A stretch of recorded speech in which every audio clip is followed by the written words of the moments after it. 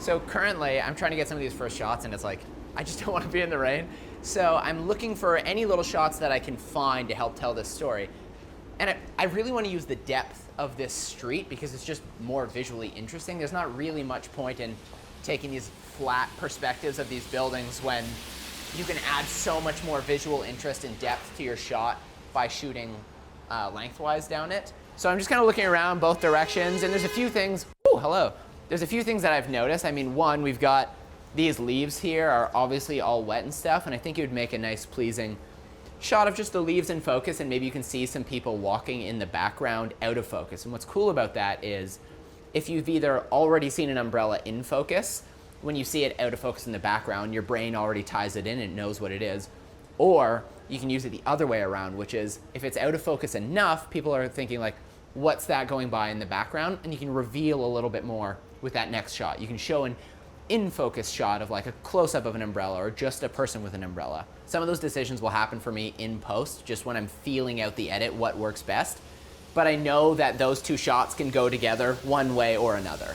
So getting started here, obviously I'm holding the camera vertically here, which is great because it gives us just so much of the picture. I mean, even when you look down here, you see the scene vertically, realistically. There's not a whole lot of information side to side here. So shooting vertically is going to give you the best option for that. I have my camera set up shooting at 1080p, 60 frames a second, which is not something a lot of people would typically think to shoot, but what I like is that it gives me a lot of flexibility in post. When I don't necessarily know the exact tone I'm going to be going for, I have the option to just drop it on a 24 frames a second timeline, and it's going to be real time. The shutter speed's not going to be perfect, but truthfully, the average person isn't going to notice the difference. But it gives me the flexibility to like slow things down if I want it to feel more like peaceful or serene, or more maybe I want it to feel more epic if someone's running.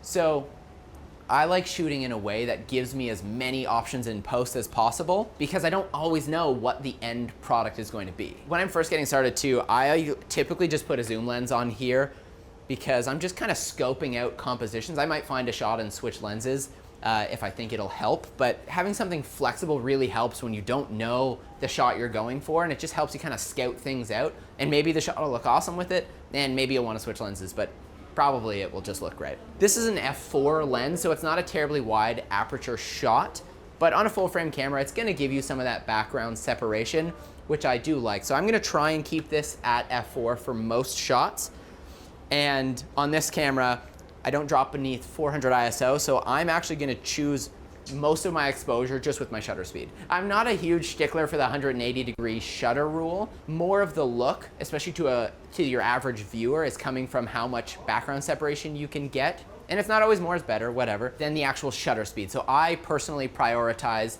my depth of field over my shutter speed. Truthfully, if you have a great story or a great idea, a great joke, whatever, and you film it with your phone, it's gonna be more successful than if you follow all the rules and you use a big cinema camera, but it's just not a great video. So for me, getting a good shot is more important than following all the rules.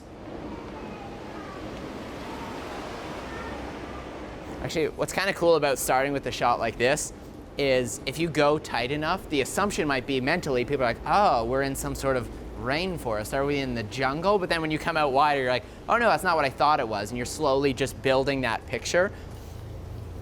But I kind of want like something real pretty of these. Just gotta find the right leaf and the right background. If I had set this up on a tripod, I would probably fake it myself and just like hold this composition and then literally go drop a droplet of water myself.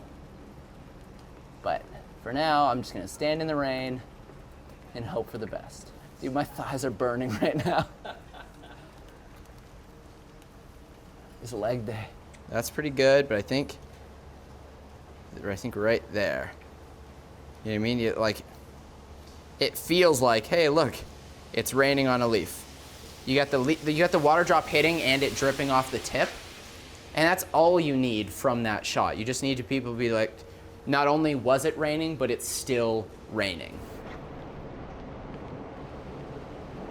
One of the big mistakes I see a lot of people making is they maybe shoot a lot of these details, but you need something that connects the details from one shot to another. Because if I just cut from like a rainy leaf to of, I don't know, one of these like dangling lanterns or something like that, there's no visual line that's being drawn between it to help you understand that it's the same scene. So I want to get another shot that pulls us back just a little bit. So the leaves are in the shot, and maybe it's just in the foreground out of focus or something like that. But you want to tie something about that greenery into the next shot, just so that there's like a visual thread that's being like sewn throughout it, to help the mind understand what's going on. Like, yeah, we've got all sorts of plants over here. Maybe I'll go film some of these plants that are just gonna have some pink in the background. Oh, it's so hard to compose like this.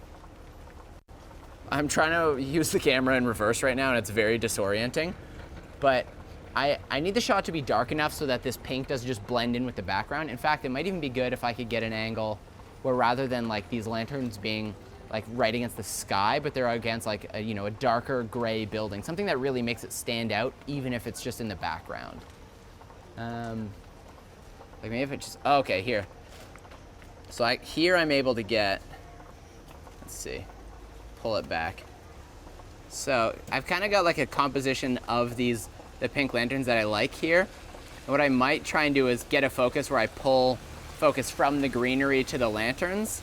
And I might actually shoot that in reverse, because it'll be easier for me to have my end composition here and then pull to this and just reverse it than it will be for me to start here and nail that ending, because it's pretty common to overshoot it and hit the buildings. And just for my own taste, I find that like, ooh, missed focus, pull back, really pulls me out of the story and starts making me think about the camera rather than the composition. So I'm gonna start here. I've got the composition of the lanterns, and then I'm just gonna pull focus to this greenery, and I missed it, so I'm gonna start again. So I got just the lanterns on the brick, and some other greenery, and pull in focus.